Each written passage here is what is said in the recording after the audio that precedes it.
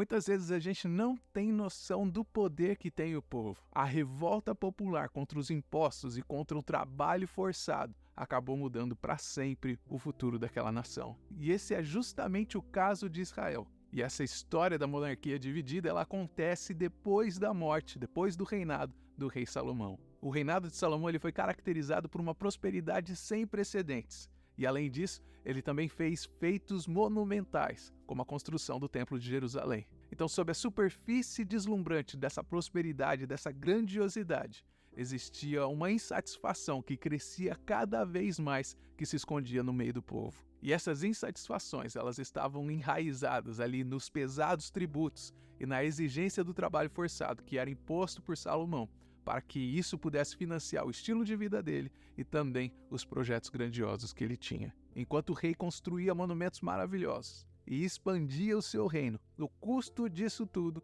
ficava nos ombros do povo. Eu não sei se você já entendeu isso na sua vida, nos dias de hoje onde a gente está vivendo, mas esse mesmo estilo de governo acontece todos os dias em todos os países, em todas as capitais. O governo não produz nada e até hoje continua sendo assim.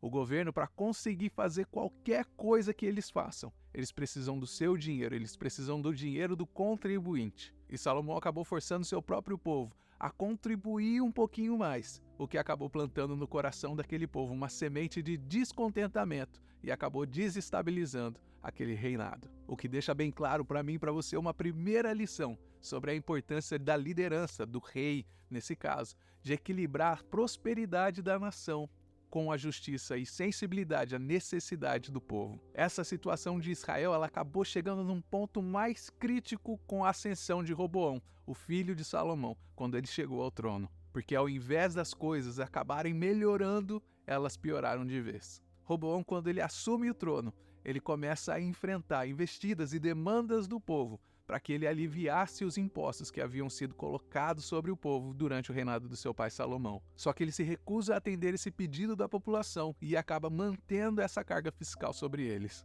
E essa decisão foi o start para a insatisfação entre as tribos de Israel, o que acabou desencadeando um movimento de rebelião que rapidamente acabou ganhando muita força.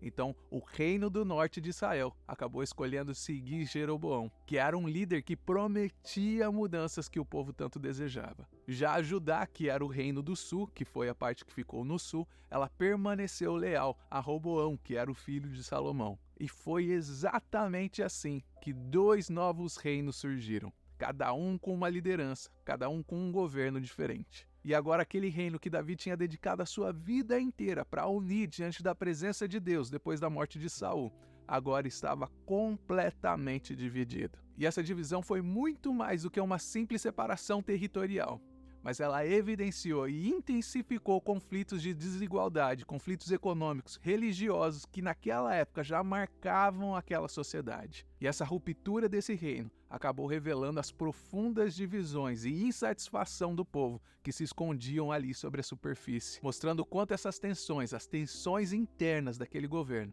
podem afetar a estabilidade de uma nação. E Jeroboão ele foi o ponto central dessa divisão que aconteceu em Israel. Antes, Jeroboão ele era um oficial no reinado de Salomão. E ele se destacou muito pela sua competência e pelas suas habilidades, o que fizeram dele um líder muito influente. Só que a crescente popularidade de Jeroboão, somada com uma profecia que ele tinha recebido não sei de quem, que ele seria o governante, que ele seria o rei de Israel, acabou desafiando o poder e o reinado de Salomão. Então, ao perceber que Jeroboão ele estava representando uma ameaça ao seu reinado, o rei Salomão ele vai acabar tentando se livrar de Jeroboão. E essa atitude do rei acaba levando Jeroboão a se exilar, a fugir para o Egito. E essa ira de Salomão contra Jeroboão ela foi motivada pelo medo de perder o controle sobre o seu reinado e também pela tentativa de preservar a sua dinastia. Só que o que acontece, meu irmão? Só que após a morte do rei Salomão, Jeroboão ele volta do seu exílio no Egito. E ele começa a liderar uma revolta contra o rei Roboão. E é justamente essa revolta liderada por Jeroboão que acaba levando à divisão dos reinos. E para consolidar o seu poder e evitar que os habitantes ali do reino do norte fossem para Judá, que era o reino do sul, para adorar lá no templo do rei de Salomão, que ficava em Jerusalém, Jeroboão acaba estabelecendo dois novos centros de culto.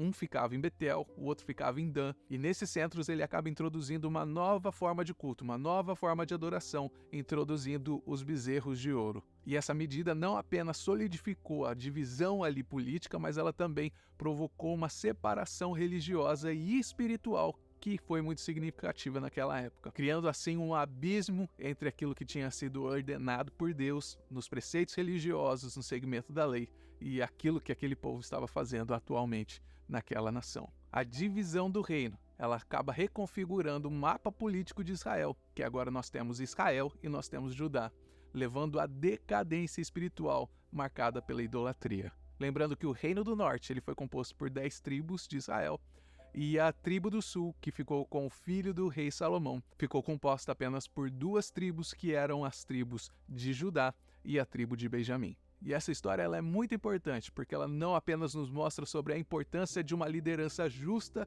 e da fidelidade à fé, mas ela também nos mostra sobre as consequências profundas das nossas escolhas, tanto para os líderes quanto para os seus seguidores. E para as nossas igrejas nos dias de hoje, a história sobre a monarquia dividida, ela acaba nos fazendo pensar sobre a importância de nós estarmos sempre unidos e de nós termos sempre uma atenção com qualquer tipo de idolatria que sempre tenta entrar no nosso meio, sempre tenta estar dentro da casa de Deus. Esse momento da história, ele é crucial porque ele nos lembra que nós temos que estar sempre buscando a orientação de Deus em tudo aquilo que nós fazemos na nossa vida, colocando Deus no centro das nossas vidas. A história do reino dividido é um convite para mim e para você, para que nós possamos viver uma vida de uma forma que demonstre o amor de Deus, que demonstre a justiça de Deus e a misericórdia de Deus em cada uma das nossas ações. E se você quiser saber o que acontece depois da divisão do reino de Israel, eu gostaria que você clicasse no vídeo que está aparecendo aqui na tela,